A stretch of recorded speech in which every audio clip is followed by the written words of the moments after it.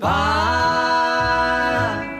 Sure is good to know you. I'm so thankful for you. That's how I'll always feel.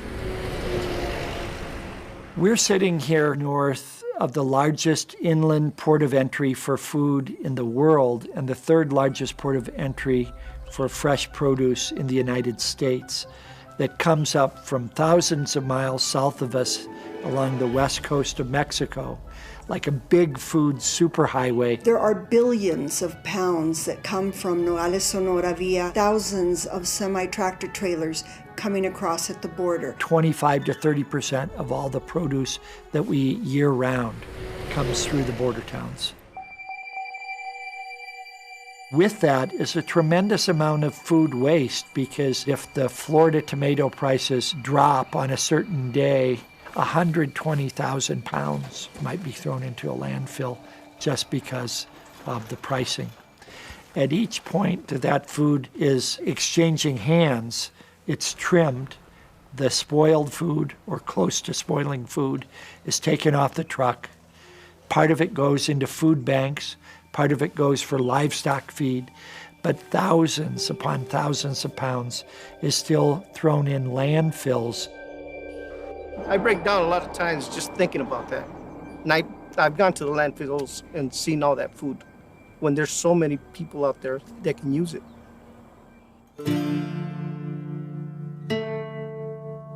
This is one of the most diverse, biologically and culturally diverse regions in North America, and yet it has the highest rates of unemployment and childhood food insecurity. And if we can't use that biodiversity to make life better for the very people who live here, something's wrong. The whole notion of how food relief fits into our overall food system to take care of the most marginalized, the people most disadvantaged by how our current food system works, is rapidly changing. And what we do here at Borderlands is we rescue produce for its redistribution. And we rescue between 30 and 40 million pounds of produce per produce season. Santa Cruz County, for one, has a very, very high rate of diabetes. Feeding people nutritiously, that is extremely important, and vegetables are expensive. Currently, the local market in this area is very limited to the items that it carries. People are forced to pay the high prices because they can't necessarily travel to the grocery store. They don't have the means of getting there, or they're financially unstable. Thank you very much. Have a good day. We'll see you next time. All right. The great blessings that we've had with working with Borderland Food Bank is saying, hey, you know what, let's reach out to the people. Let's not throw this food away. Please tell your families, friends, neighbors, anyone that you know.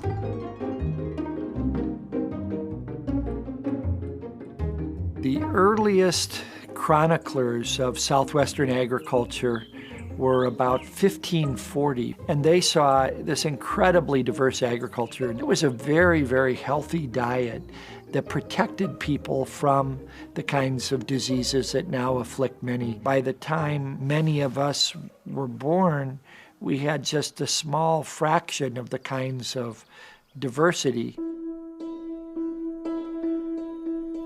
The Southwest and Arizona in particular have seen very rapid climate change. Climate scientists have reported that temperatures in the southwestern U.S. have increased at double the global average. In dealing with climate uncertainty, we need bet hedging strategies. And the best bet hedging strategy is the most famous one. Don't put all your eggs in one basket. Native Seed Search was begun with 3 of my friends and very few dollars. The purpose and mission of Native Seed Search is to conserve the rich agricultural heritage of the greater Southwest region. We work to keep that diversity alive and available to farmers and gardeners who can use it to enhance the local food systems. Once these seeds enter our seed bank collection, then we have taken on responsibility for maintaining them forever.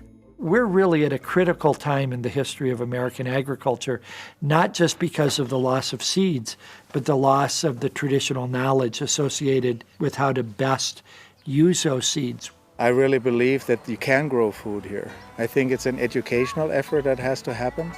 I think the stigma of what a farmer is absolutely wrong. To teach people to grow food locally in their backyard gardens, how it used to be. Everyone used to have a garden or community gardens. It engages people to take care of one another.